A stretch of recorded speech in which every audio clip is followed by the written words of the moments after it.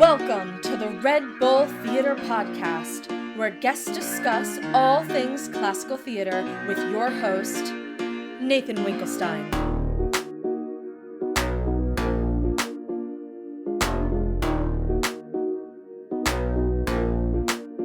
This evening's conversation will focus on one of Shakespeare's most intriguing heroines, Imogen, from his late canon play CYMBELINE.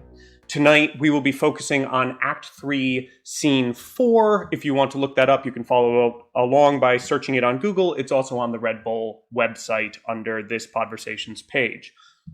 Our guest tonight is an extraordinarily accomplished actor. She is best known to nationwide audiences for her many roles in film and television, and to New York audiences for being one of the classical leading ladies of the past mumble years, garnering Tony, Drama Desk, and Drama League nominations along the way for her classical work. About Lily Rabe's ability to interpret Shakespeare, Oscar Eustis, the artistic director of the Public Theater, said, "I'm sure Balanchine felt this way when he found certain dancers." She played Imogen in the acclaimed Shakespeare in the Park production of CYMBELINE in 2015, directed by past Podversation guest Daniel Sullivan and opposite past Podversation guests Patrick Page and Kate Burton, as well as her husband and hopeful future pod guest Hamish Linklater. And by far her greatest accomplishment to date is she is also a Red Bull Theater Matador Award winner. She is, of course, the great Lily Rabe. Hi, Lily. Hi, that was so lovely. Gosh, 2015. That was the last play I did. Oh my goodness, is that right? Yeah. That was the first Shakespeare in Central Park production I ever saw. Really? Yes, that was the first one, and I got one of the stage seats, and it was very cool, and a true joy. And it is it's kind of amazing to think that 6 years later I can actually have a conversation with you about it, which is very exciting. So we are, as you all know, we are going to start this by reading the scene in question, or a part of the scene in question, to give you a little bit of context about this moment in the scene. Imogen, our heroine, is traveling through the woods with Pisanio, her servant, and the servant of her love, Posthumus. She has been told by Pisanio that Posthumus, who has been banished from England, has snuck back to visit her. He is lying. He has received a letter from Posthumus asking him to murder Imogen because he believes she has been unfaithful. And she, at this point in the story, does not know that. And that is where we will begin, Lily, whenever you are ready. Thou toldst me when we came from horse the place was near at hand. Ne'er longed my mother so to see me first as I have now. Pisanio, man, where is Posthumus? What is in thy mind that makes thee stare thus? Wherefore breaks that sigh from the inward of thee? One but painted thus would be interpreted a thing perplexed beyond self-explication. Put thyself into a behavior of less fear, ere wildness vanquish my fader senses. What's the matter? Why tenders thou that paper to me with a look untender? If it be summer news, smile to it before. If winterly, thou needst but keep that countenance still, my husband's hand. That drug-damned Italy hath outcrafted him, and he's at some hard point. Speak, man! Thy tongue may take off some extremity, which to read would be even mortal to me. Please you read, and you shall find me, wretched man, a thing the most disdained of fortune.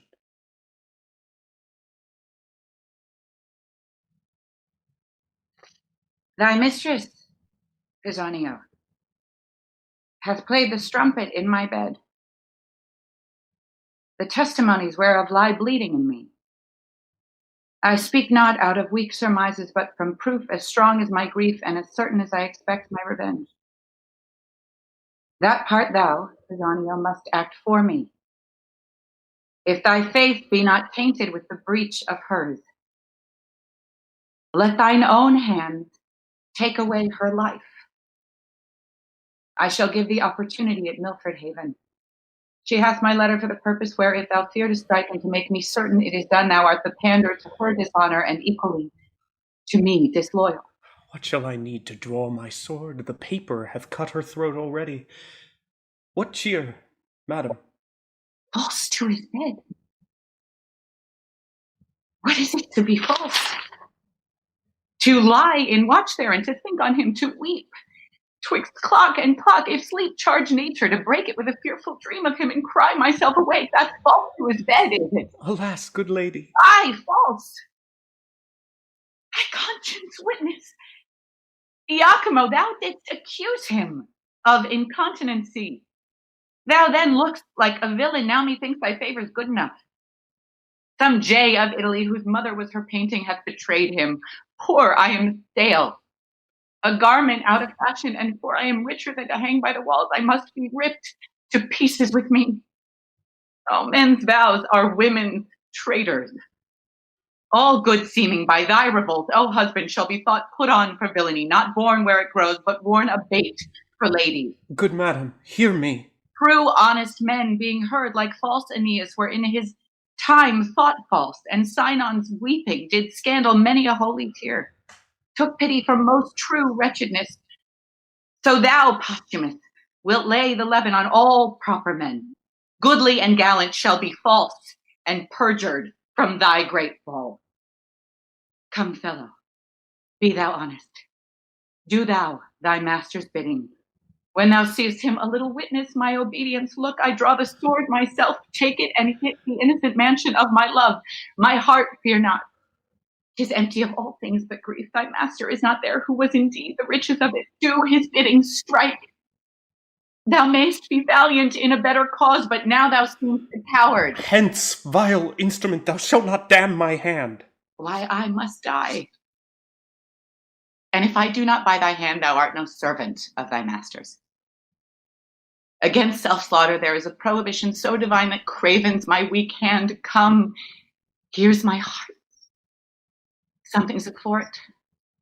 Soft, soft, will no defense, obedient as the scabbard. What is here? The scriptures of the loyal Leonatus, all turned to heresy. Away, away, corrupters of my faith, you shall no more be stomachers to my heart. Thus may poor fools believe false teachers.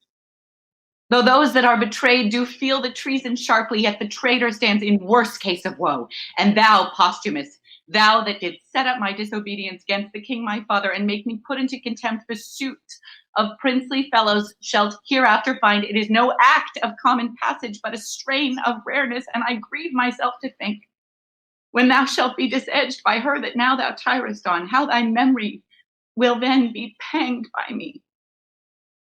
Prithee dispatch. The lamb entreats the butcher. Where's thy knife? Thou art too slow to do thy master's bidding when I desire it too.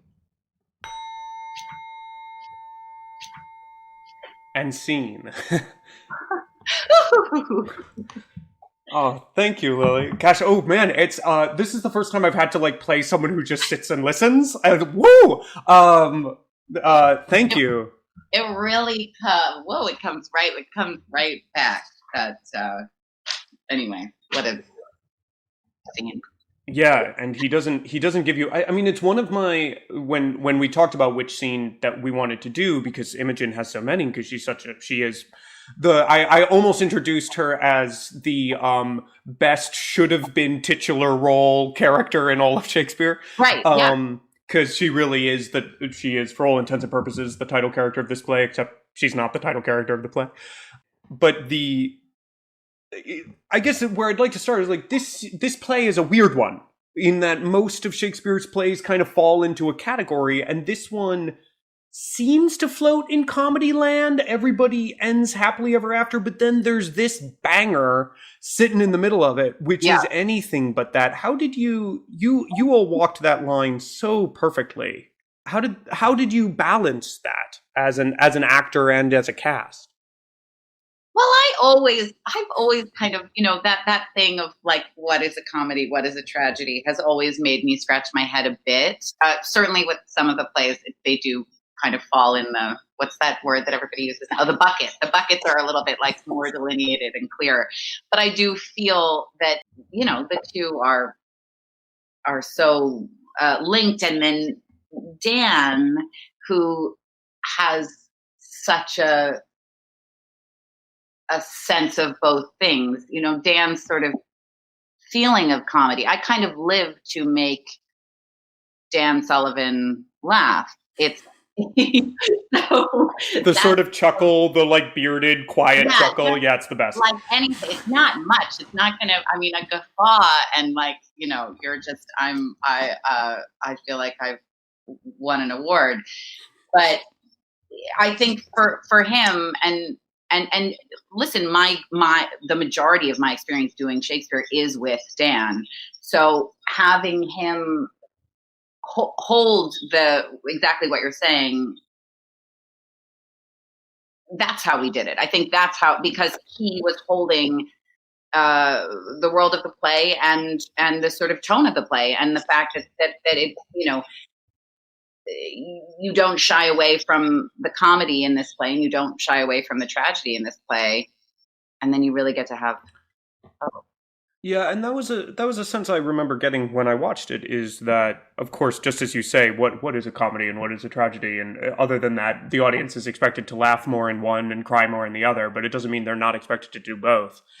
And that, at its core, of course, all that we try to do as theater people is try to do something honestly. And if it's funny, it's funny, and if it's sad, it's sad. But it's awfully hard. I think the challenge that most companies face is that after you start getting those laughs, you might push a little for those laughs, and then that gets a little harder for them to sympathize for you honestly when you're sad. And so it's interesting what you say about Dan's kind of even-handedness with the project, and it's a credit to you and the actors in that. Like, I remember Hamish's incredibly broad Cloten, and yet he was so true as this broad character that you also still felt like a little weird when he gets decapitated. You're still like, whoa! And that was a really beautiful line that you all walked, and you were the heart and soul of it. I think the play, too, because, leaving this scene, I think the next time, this is like as I just was boo-hooing, this is like this is a rip your chest, rib cage open boo-hoo scene. And then I think the next time we see her, because then he's like, I know, they make this plan, you've got to dress up as a man, and this is the answer. Shocker. And then the next time we see her, which I think was where Dan put the act break, and I say, what do I say? It's I see a man's life as a tiresome one. Yeah. It's funny. It's funny. Funny. And it got a big laugh. And we just, but it's from this. It's from like the depths of despair to that. I wrote some of my like favorite, sort of in no particular order. But I was just writing as I was going through the play in preparation for this. I was like, oh God, that line and that line, and that was one of them, because it was really, it's like a total laugh line. And Dan didn't, again, he just doesn't, he's not afraid to lean completely into both. And I think actually Hamish, the doubling in this production, and Hamish, it's a perfect example of both of those performances. Cloten, the wig alone was, I could barely be on stage with it because it was so funny. And then he was playing Posthumous with this like big, beautiful, open heart. And Posthumous is a pretty serious guy. But there was like massive physical comedy in his Cloten performance, and it was all welcome in this play. Yeah, and that was, and just for you, it's interesting, like for him, it was in two different characters, and for you, as you just said, it's in two adjacent scenes. Yeah. As you go from sort of this, and I found it interesting, I was also obviously rereading the play in preparation for this, and that in two adjacent scenes, you, at least according to the text, you handle a blade. And in this scene, it's, I'm giving you this weapon for you to kill me, and it's very serious, and and in the very next scene, you're like pulling a dagger and you're terrified of it and you don't know what to do with it, and you're suddenly taking exactly this same motif and turning it to comedy. And I thought that was very deftly handled by you. It almost felt like Shakespeare was like, it's near the end of my career. Let's see what sort of weird twists and turns we can toss my actors and see what they do with. And we've already got a question from the audience. Okay, yeah, let's ask, because I was going to ask you, Jenna's asking what is so attractive about Shakespearean work and what draws you to it. Could you, before answering that, could you also tell me the story about how you started with Shakespeare? Well, let me to this.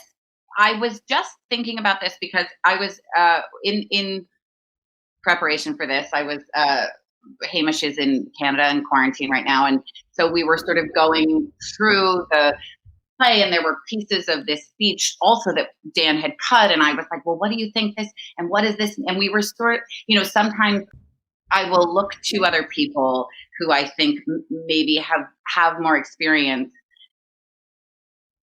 This could be like the rest of the conversation, because I think as a woman, this is something that I also feel so strongly about. But it's like this desire to kind of, or this not desire, this sort of knee jerk reaction to think like, let me ask this person what this means.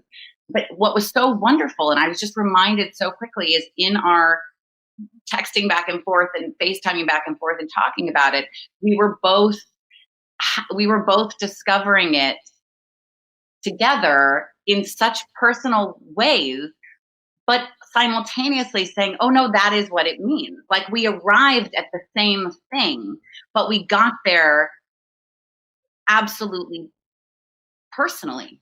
And that, to me, so what, in my personal experience, what is so attractive about Shakespeare? It really has, I think it continues to make me feel like I actually have everything I need.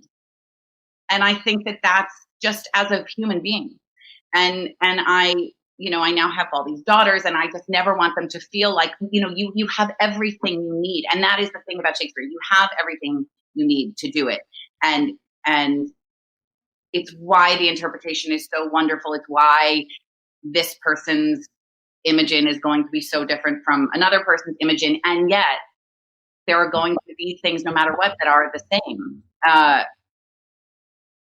And so it really, I feel like it just continues to teach me how to function as a person in the world, in the doing of it. And when we can't do it, just talking about it and reading it and rediscovering it. My goodness, you are so popular. People often commend Shakespeare for his incredibly intriguing and multifaceted female characters. Do you think that there are modern playwrights who are still writing women of such caliber? Oh, love such caliber. Gosh, there are wonderful modern playwrights, yes, but I don't. Caliber is such. There are in my experience, I've never come across women like the women that he writes. But that doesn't mean that they're not of the same caliber. Or yeah. Well, and let me ask a question about that, which will take us a little bit back to Imogen. She's near the end of the line in terms of Shakespeare, of sort of a run, an arc of female characters that he wrote that follow a similar journey and that were also kind of an archetype at the time. And probably the first one that he wrote was Julia in Two Gents. And this is sort of the incredibly honorable, intelligent, witty woman who strives and fights to get what she wants, and what she wants is often an extremely flawed male. And I find that modern audiences often are going to actually have a little bit of a hard time sympathizing with the Julias of the world. Because it's like, just, he's not as good as you. Find somebody else. And I'm curious whether you've struggled with that at all with this character. I do think he wrote this character a little bit differently, and we see it somewhat in this, but I'm curious if you battled that at all. Well, and the dad, I mean, Portia's dad, and Cymbeline here, they set these women out on like a rough, there's this missing mother, the lack of the mother, and these dads who are really not so wonderful.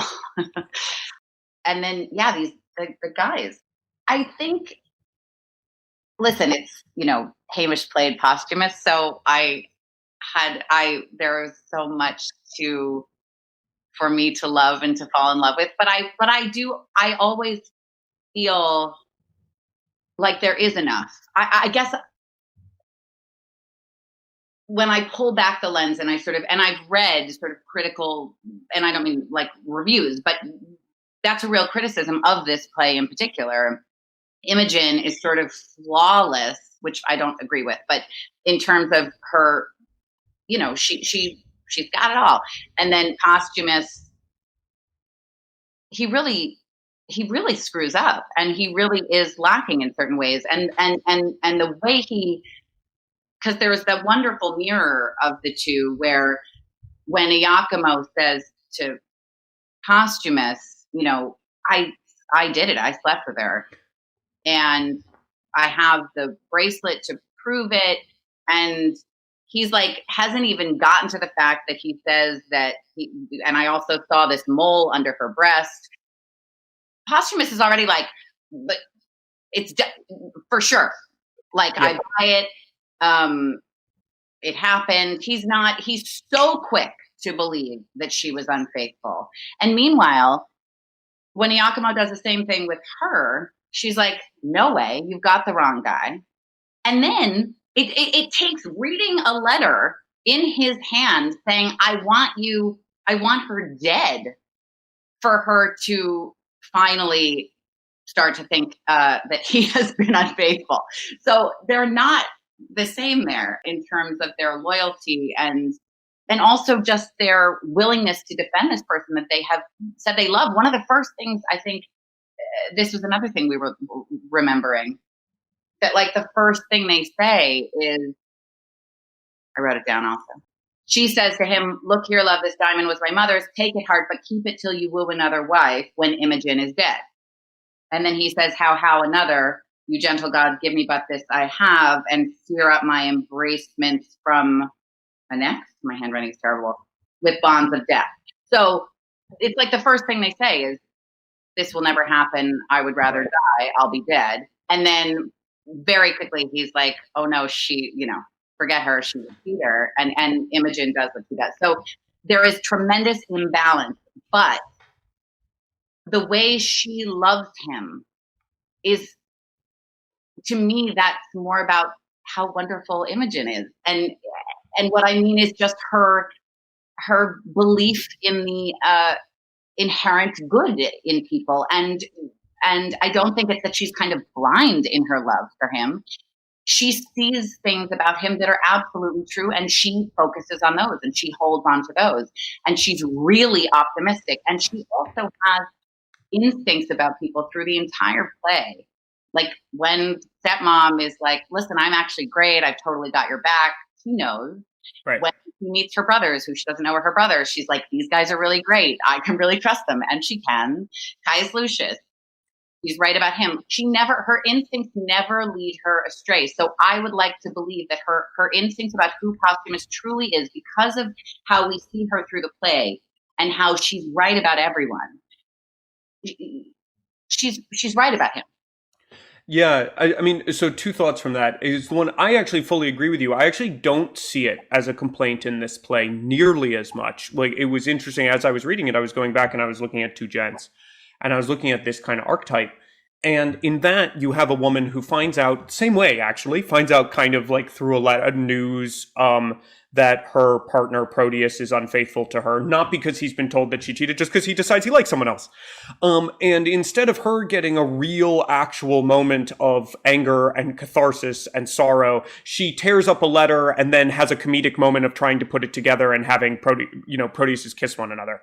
And she never like gets the reality. And then at the end, at sword point, Proteus goes, oh, I'm sorry. And everybody's like, cool, I forgive you. Whereas like in this play, you have the exact same relationship, but you have a woman who's given this extraordinary scene that we just saw to watch her really deal with what it is like to be betrayed by someone she loves. And then there is no doubt that Posthumus feels bad about this situation in this play. Like he tries to die. His repentance, there is no way you can claim his repentance is anything other than true. So her forgiveness is human. You might wish that she didn't forgive him. I personally don't. I think it's nice to see her forgive him and rise above. But like, that's your personal choice of how you humanly might want to handle it. But the idea that Imogen's reactions are not human is just We saw it in the scene we just saw. That's false. It's patently false. Yeah. She responds extremely humanely to the situation. I think I always love watching Shakespeare evolve. And it feels like that's one of his very first plays. This is one of his very last. And especially in the hands of a performer like you, seeing that true humanity, which is the thing you were talking about how there's no such thing as a definitive performance, because these characters are true and they're performed by true people, which means each one is going to be unique and special in their own right. Because I was also reading those criticisms. And after rereading the play, I was like, nah, that's wrong. This is a human being who makes choices. Yeah, and I also, I'm sure we were reading, but like there's a lot about how she's almost like too perfect. And I don't agree with that at all. She's wonderfully messy and human, but she's like heart. I mean, it is the way, the way she leads with her. She doesn't lead with her head, and I don't mean that she's not smart. She leads with her instinct and with her heart, and that's a wonderful thing. And she's also a nice evolution to me of like the feisty love interest of like, you have Kate, who's a big problem, right, in the canon, right? Like Kate is like, I'm feisty and smart, so I need to be broken. First try. And then midline, you have the other character you played, Beatrice, who is defined by her feistiness and intelligence. Right. And then this one, like the way she goes after her father and the way she goes after Claughton is not like the other Shakespeare female characters. Like, she is not, just because she's lovely and loves her partner and stuff, does not mean she doesn't have a tongue on her when she wants to. Oh my gosh, she's incredibly powerful. Yeah. And she wrangles it all together there at the end, which is great. Yeah. Can I ask, just to put it specifically on the scene we're looking at,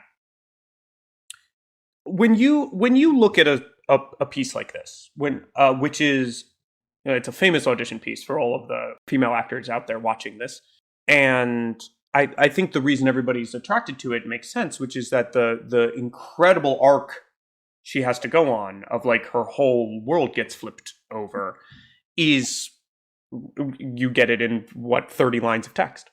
And can I ask, just as an actor, when you look at this piece, like we all know we know when the piece is the piece, right? We know when we look on the page and we go, oh, this is the one. This is the dramatic moment in the play.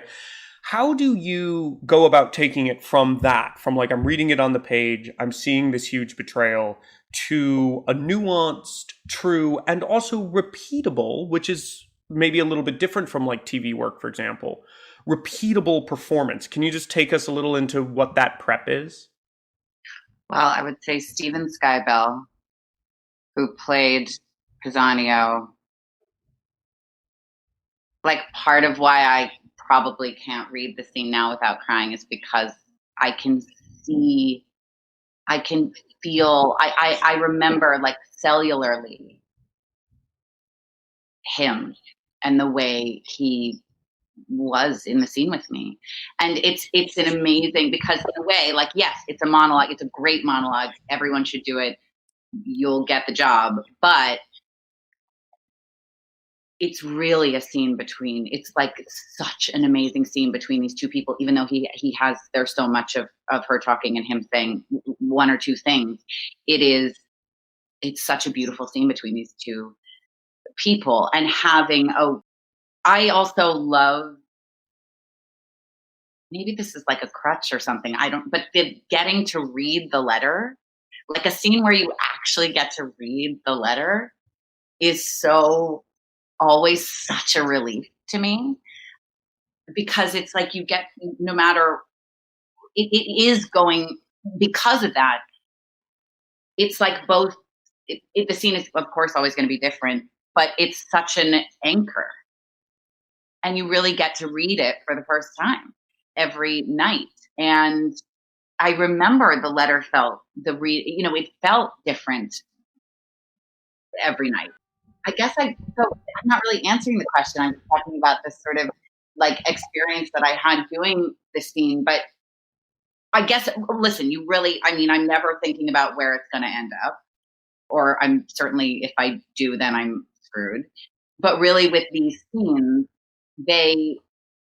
the arc of them and the arc of this scene in particular, you can't get ahead of it. You can't get a sentence ahead of it because she's not. And even in so you get, as Imogen, you get to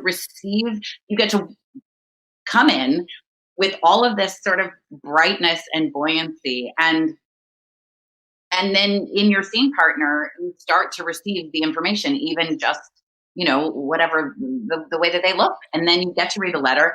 And then what's so incredible is as she is having the language that she has, when she gets to, there's someone else. It's not the first thing.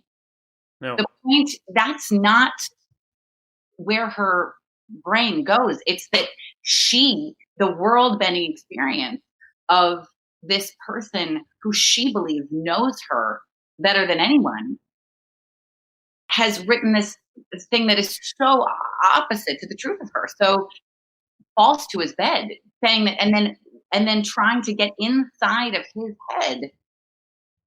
This is what it means to be false. And then she gets to, there's another woman. And then she gets to one of the great things of, this is horrible for me, but this is going to be so much worse for him when he realizes what he's lost. It's like the advice that we all give, that we've all said to someone who has gone through anything remotely like this, even if the stakes are a little bit lower and there's not like a hit out on them.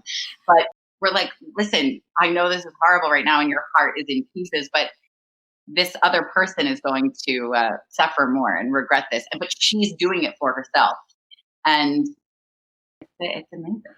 So can I ask to follow up, just because I think it's in sort of the nitty gritty that I am attracted to as a director and recovering performer, is this sort of idea, like, we all know, and it's true, and if you don't know, now you know, that anyone out there, that like an actor is sort of the classic trope of an actor is sort of a misnomer. An actor is a reactor. You need to be taking your honesty from your partners, and that is what you do when you are on stage. Is you take your truth from the other person, from the impetuses you receive as your character.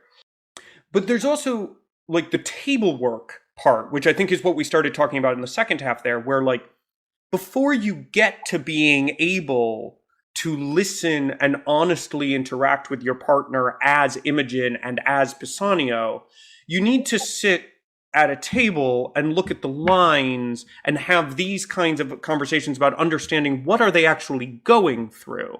Can you talk about, for you, and maybe that's not how you see it, in which case please correct me, but can you talk about like going through those two aspects, the kind of intellectualizing a character, trying to understand intellectually who they are, and getting to the point where you're not intellectualizing, where you're able to just listen and respond? Yeah, because it is, and as just listening to you say that and thinking about Stephen in the scene, it's like there's just a witness to the experience that she's having. I'm sort of not answering, I'm going back, but just the fact that she, her heart, it's one thing to have your heart break in real time, but then to actually have someone witness it and making the decision, or not even making the decision, but like where there could be so much shame and rage at the other person, and she has a little of it, but really what she does instead is decide to let it break in front of him. And like, that's so much of the scene. So yes, getting back to not intellectualizing it and doing the table work. And I'm probably like not the perfect person to talk to about that, because I'm sure I do table work all wrong. It's kind of like what I was saying. Like Hamish and I were doing table work on this scene a few hours ago, a play we've both done. In my mind, he's like got a built-in, every single word is he knows exactly. But really, but no, yeah.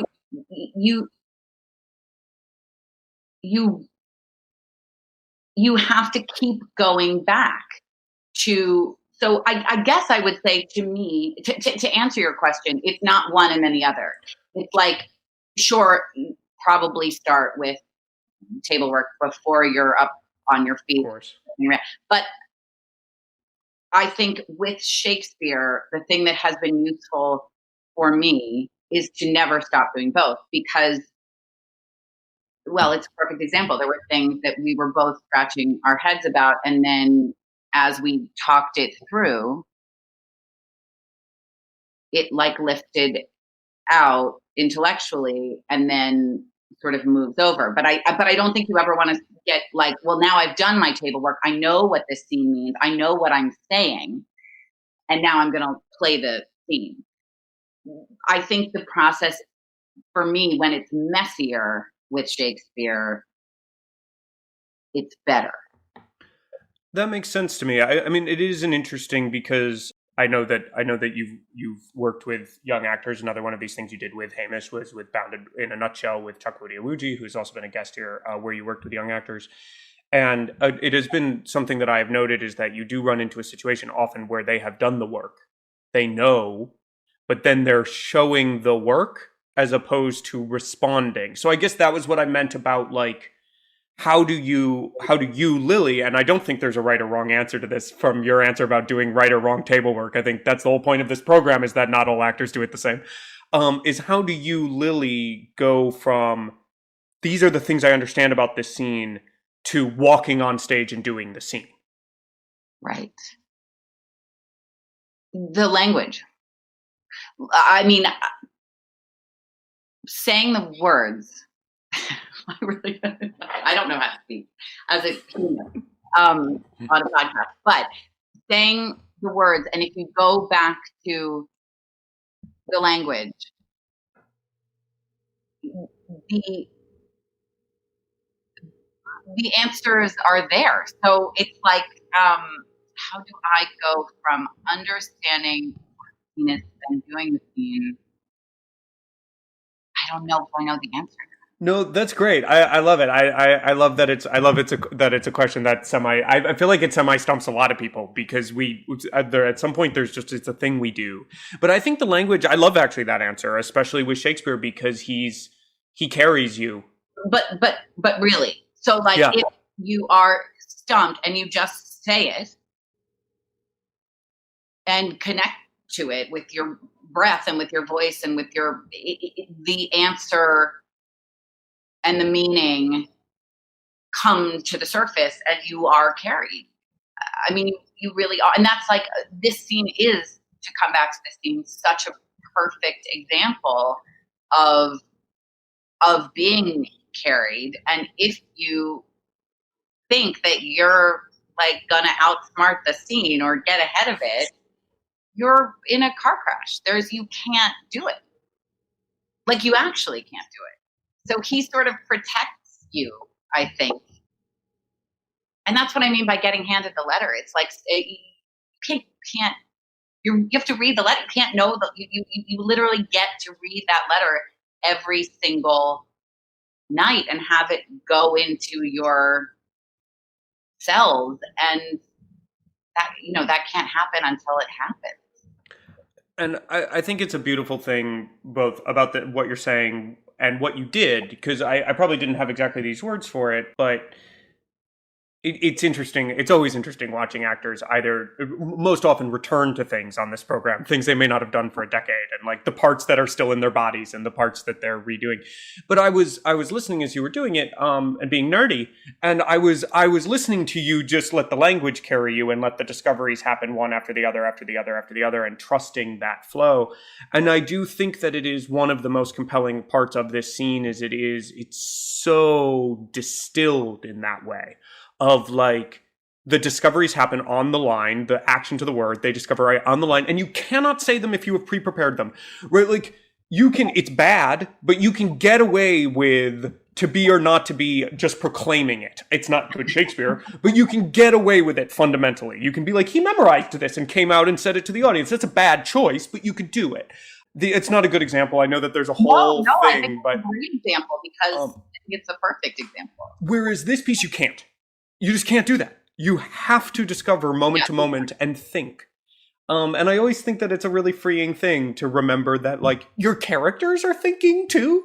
Like, it's not like they're thinking about the words. Yeah, and reading. Like, that's what I mean by really, I feel like, I hope I don't get, like, fired from, because this feels so, but just fired from, ever getting to do Shakespeare again.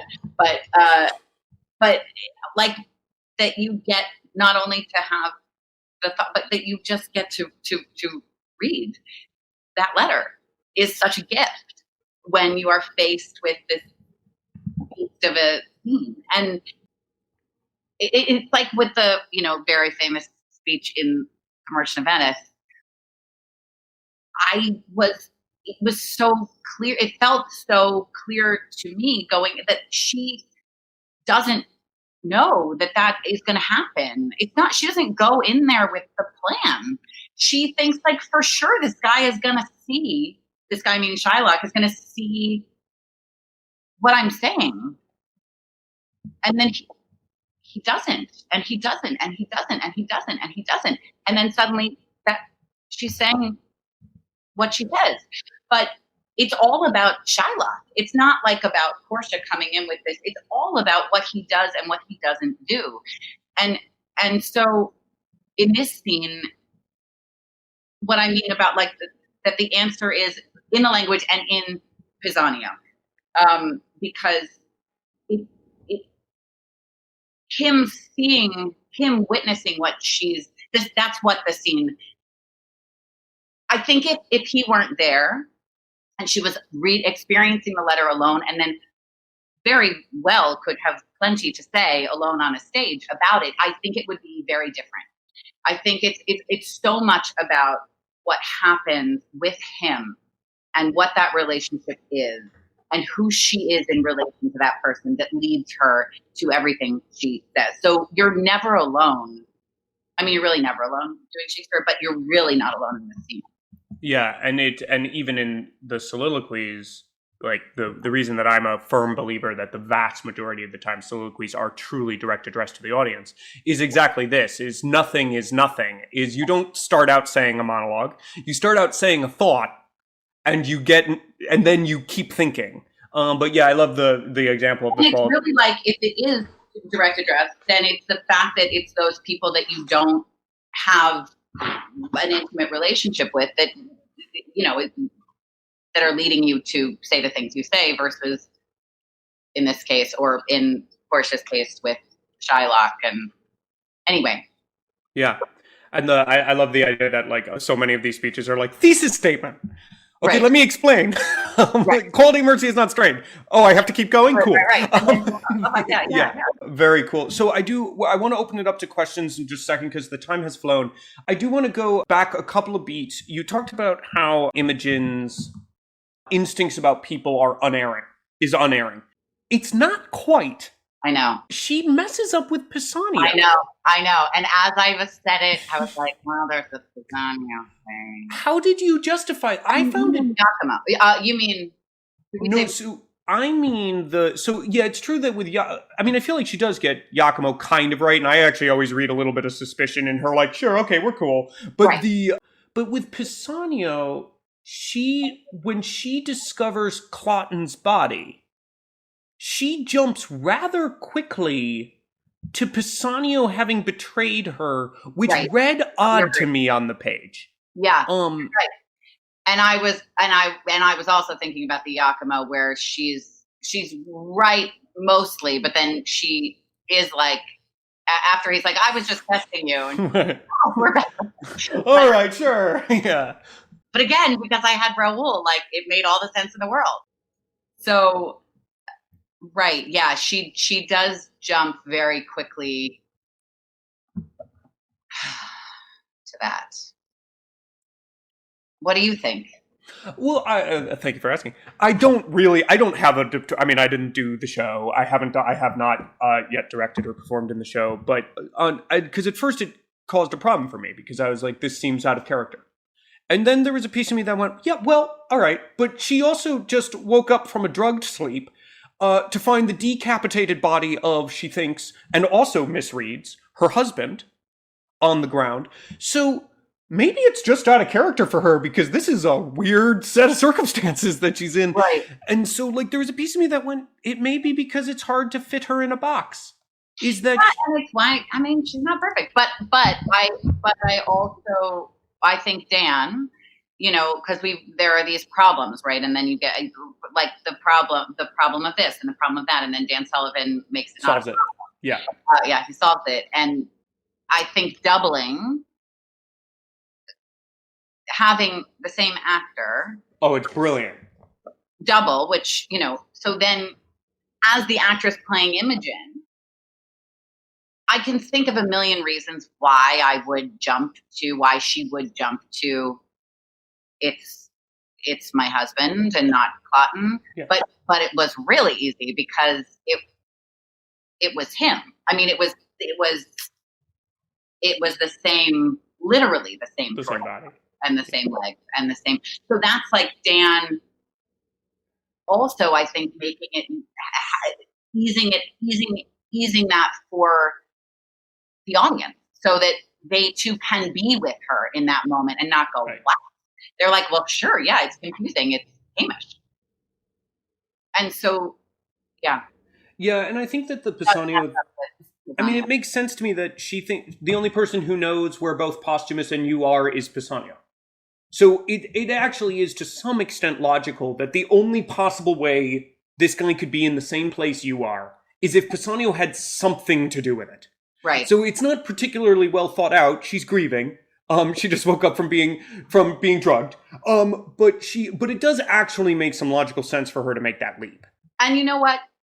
This is sort of just from a sort of emotional place, this is where I always get so excited to talk about this, because it could, bringing it back to what we talked about earlier, which is her heart breaks in front of him. And while she, in that moment, really does stay, she sort of opens her ribcage in front of him and continues to love him through the scene, even though there's a lot of other stuff mixed up in it. But she, you know, when they leave, it's like very loving between them.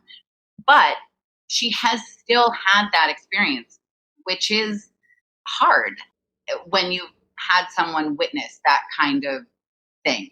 And so turning on them is very human to me, actually, because of the shame involved in that experience. Yeah, it makes sense. Having someone really see you kind of have open hearts or, you know, bleed on the floor. And also logistics. The logistics are like, make a certain sense that she would, but I wonder if just tracking it emotionally, if that is there. Yeah, no, I actually really like that answer, because I also just think it's one of the things that Shakespeare does as well as anyone, is that, like, each character's truth is their truth, and they're incredibly like, that someone who takes down all their walls in front of someone may very well kind of counteract that, just naturally, defensively. And that's why it's so ridiculous. And it's unconscious. So much of it is unconscious. But it's why it's so ridiculous to say that someone like her is like too good to, you know, we almost don't, you know, some of the stuff I was reading, like she's just so perfect. And what? No, she's a person. She's a person. Yeah. And I think Jessica will let me know if we have any questions, but we only have a few minutes left. I also just want to point to something. You've used the metaphor a couple times. I use this metaphor all the time. I've never heard anybody else say it. Now I'm worried that I stole it from, like, you in a talk or someone else.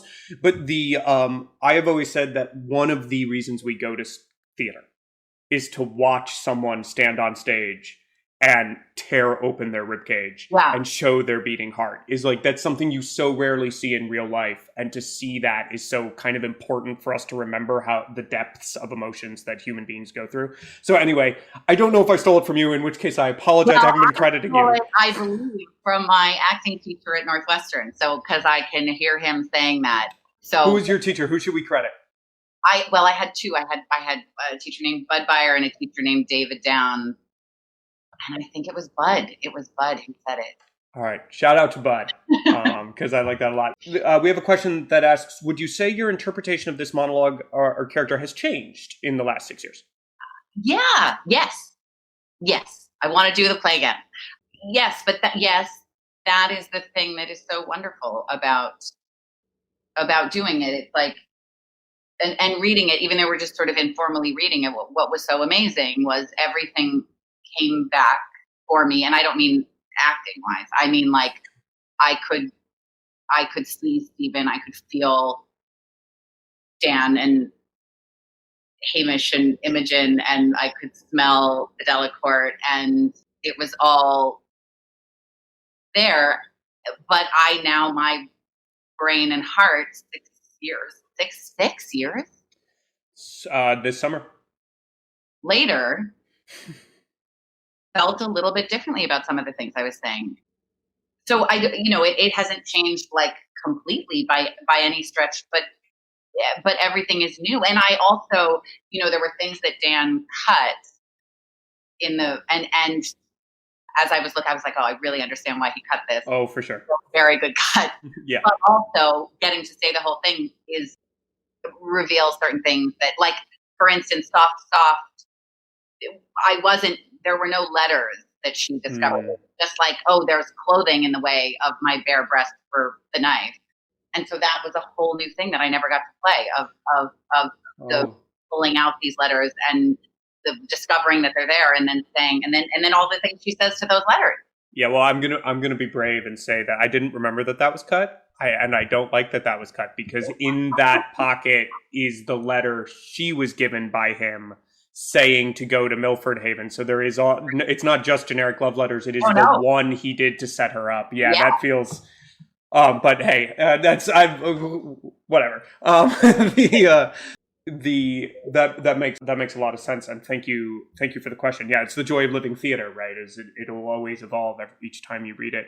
I did want to say, I'm not sure, Jessica, if we have any other questions. If not, there was another point about this play that I had thought about and then lost, which was, it's sort of said in passing, like right in the beginning, like, here's the situation, which, by the way, I thought Dan handled brilliantly, because who needs the two random noblemen? Let's just tell everybody the info and get going. But I love that you've known Posthumus since you were a child. It's so different from the other relationships in Shakespeare, and it doesn't get talked about enough to me, is that they're not Romeo and Juliet. They're not even Benedict and Beatrice. They're not even Antony and Cleopatra. They are lifelong friends. They truly do know each other. They don't just like know each other in their hearts. They know each other. And also, Dad, like, like, so when he's like, I don't like this, she's like, Dad, come on, you see me out in the yard, like with this guy. What did you know? So you're right. It's such a beautiful thing about the relationship. And I also think it goes back to why, to me, I never questioned, like, should they end up together? Because I think they and it's why this is such a devastation. They know each other. They know each other before, like, all this, before hormones, before everything got, like, that true essence of these two souls. Like, that's just there. Yeah, and then maybe this is a place to finish it, but another thing that critics seem to dislike is the little exchange at the end, is it not being bigger, this exchange of, why did you throw your wife from me, and then hang there like fruit until the tree dies, I'm paraphrasing, is, to me, it's so interesting reading that, is like, as two people who have known each other for forever, saying anything more would just be posturing. Right. They know. We all know this in our significant others that we've known for a long time. We know. We don't actually need to say too much. There's Beatrice, not that they grew up from children, but there's all that history. So it's like, in that scene that they have, it's some of the most beautiful love language, but it's not flowery. It's really simple, and not much is said because not much needs to be said. And I love that that's what he says at the end, because of its kind of simplicity. Yeah. And truth, just the truth. It's not, there's nothing put on, he's not trying to, there's no like agenda, it's just the truth. Right, and in the first scene, they're pretty rushed, but they're more flowery in the first scene. Right, yeah. And so, like, he can't out-pledge himself Right? Like, he can't do more. Like, all he can do is pledge again and hope that you forgive him, and you do. And I think that that's it's a beautiful, beautiful moment in the play, and it's wrenching. It's wrenching to read, and I remember it being wrenching to watch in a beautiful way, in a happy way, but it's... Yeah. Well, on that note, it's somehow 8:28. Wow. Somehow that has happened. This was such, you know, I always loved talking about the theater, but more so than ever now. Well, I so appreciate, I know how much you are doing right now, and I so appreciate you taking the time. It's a joy for me, and it's a joy for our listeners, and this has been refreshing and fulfilling hour. It's a re-rev, which is nice. I always love those. Thank you. Thank you, Lily. Thank you all. I'm your host, Nathan Winkelstein. Good night. Bye. Thanks for tuning in to the Red Bull Theater Podcast. If you enjoyed this episode, please subscribe, rate, and leave a review on your favorite podcasting platform. Your support helps us to bring you more captivating conversations and insights into the world of classic theater. To stay updated on our latest activities, follow us on social media, get on our mailing list, and visit www.redbulltheater.com, where you'll find an abundance of podcasts, readings, classes, seminars, productions, and more. Your support makes all of this possible, so please consider making a tax-deductible donation on our website to help us continue bringing classical theater to contemporary audiences. Until next time, thanks, and ever thanks.